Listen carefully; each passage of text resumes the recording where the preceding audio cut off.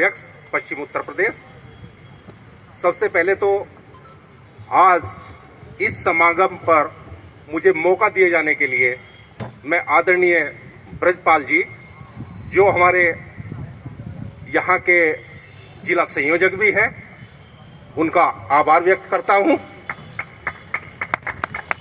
और उसके बाद उस कारण को मैं नमन करता हूँ जिनकी वजह से हम सबको यहाँ एकत्र होने का मौका मिला है। जैसा हम सभी जानते हैं, आज का दिन हमारे स्वर्गीय करण सिंह जी की महानता का दिन है और हमें बाकी सारी चीज़ों के साथ इस बात को हमेशा हमेशा के लिए याद रखना है कि आज हिंदुस्तान की सीमाओं के अंदर हम सब अपने अपने काम धंधे कर रहे हैं। कोई राजनीति कर रहा है, वो भी एक प्रोफेशन है, धंधा है। बिजनेस कर रहे हैं, वो भी एक धंधा है।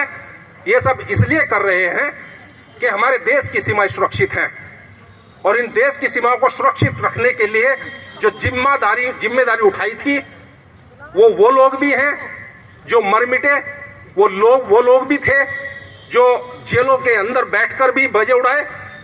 आज के इस दिन का जो सबसे बड़ा महत्व मैं समझता हूं, वो आदरणीय स्वर्गीय करण सिंह जी की महानता का दिन है और उन जैसे दूसरे वीरों का दिन है जिनकी वजह से आज हम यहां हैं। क्योंकि दोस्तों, मैं नहीं मानता कि हिंदुस्तान 1947 में आजाद हुआ था। मैं अपने शब्दों के लिए आपसे माफी चाहता हूं। मैं हर मन से बोलता हूं, 1947 में ओनली ट्रांसफर ऑफ पावर था। अगर हिंदुस्तान की आजादी आई तो वो तब आई जब हमारी आजाद हिंद फौज के सर्वे सर्वा ने वो कर दिखाया कि हमारी एक इंटरिम गवर्नमेंट का स्थापना हुई अंडमान निकोबार में। और आप देखिए, आप कितने भी मजबूत क्यों ना हो, आप कितना भी बोले कि मैं अहिंसा का पुजारी हूं, मैं माफी चाहता हूं सभी उपस्थित सज्जनों से, लेकिन सच्चाई यही है। आप अपना एक गाल कीजिए, थप्पड़ खाइए, दूसरा गाल फिर कीजिए, फिर थप्पड़ लगेगा, लेकिन आपका काम नहीं होगा। हिंदुस्तान को अगर आजादी मिली तो अंग्रेजों ने दुखी होकर आजादी दी। लोग बोलते हैं 1947 में देश आजाद हुआ था। सॉरी टू से, मैं इस बात से सहमत नहीं हूं। ये ट्रांसफर ऑफ पावर था।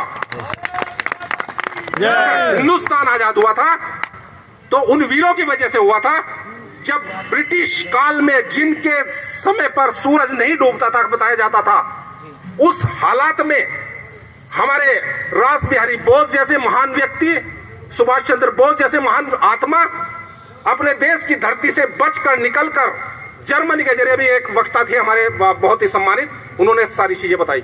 मैं उन चीजों में नहीं जाना चाहता, लेकिन सोच कर देखिए आप, हिंदुस्तान की धरती से निकला कर अफगानिस्तान के जरिए जो व्यक्ति जर्मनी जाता है, जर्मनी से उम्मीद करता है, उसकी वो उम्मीद पूरी नहीं होती। उसके बाद वो जापान जाता है, जापान से मदद मांगता है। हम कौन नहीं जानते कि हिंदुस्तान के ऊपर राज करने वाले जो ब्रिटिशर थे, उन्होंने वे लोग मुट्ठी बनाए थे। हम ही लोगों ने उनको आर्मी पैदा करके दी। हम लोगों को रोजी रोटी चाहिए थी। हमारे हिंदुस्तान के लोगों ने उनकी सेनाओं में भर्ती होकर उनको मजबूत किया था।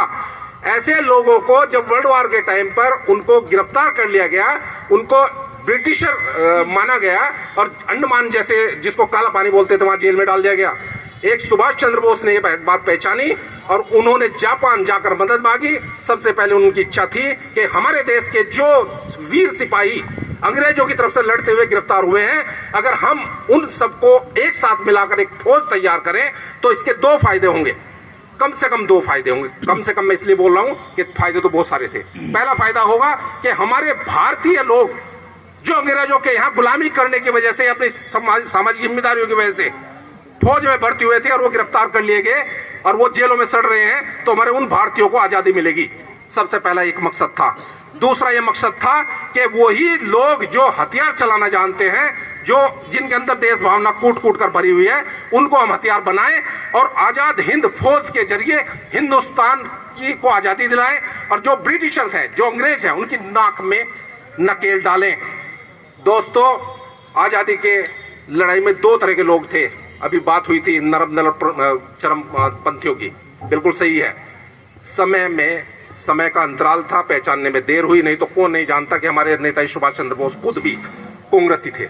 लेकिन जब उन्होंने देखा कि वास्तविकता वो नहीं है जो दिखाई दे रही है, 1931 के आसपास उनके मतभेद हुए और उन्होंने अपना रास्ता अलग कर लिया।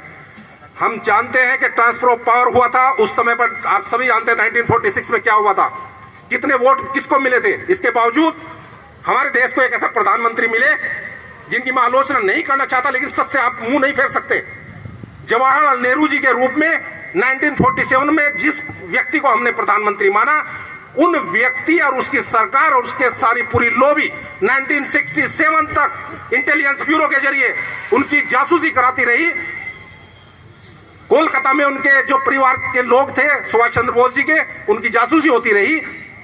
तो क्या यही स्वतंत्रता संग्राम के सेनानियों का अधिकार था, यही सम्मान था? हम सबको, आपको वो पढ़ाया गया जो वो पढ़ाना चाहते थे। कौन पढ़ाना चाहते थे आप सब जानते हैं।